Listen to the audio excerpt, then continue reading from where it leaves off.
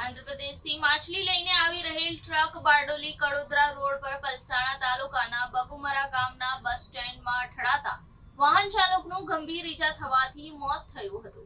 સોમવારે રાત્રિના 12 વાગ્યાની આસપાસ તેમની ટ્રક બારડોલીથી કડોદરા રોડ પરથી પસાર થઈ રહી હતી ત્યારે બગુમરા ગામની નજીક ટ્રકના ચાલકે સ્ટીયરિંગ પરનો કાબુ ગુમાવી દેતા ટ્રક રોડની સાઈડે આવેલ બસ સ્ટેન્ડ સાથે અથડાતા પલટી મારી ગઈ હતી અને કેબિનનો ભાગ તૂટી ગયો હતો।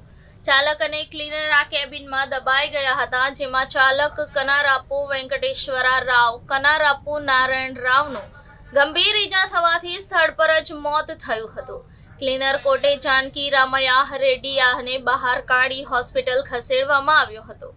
સુરતના અડાજણ વિસ્તારમાં આવેલ રિવર ડ્રાઈવ દીપા કોમ્પ્લેક્સમાં રહેતા શૈલેષભાઈ કિશોરભાઈ ટેલર માછલીનો વેપાર કરે છે।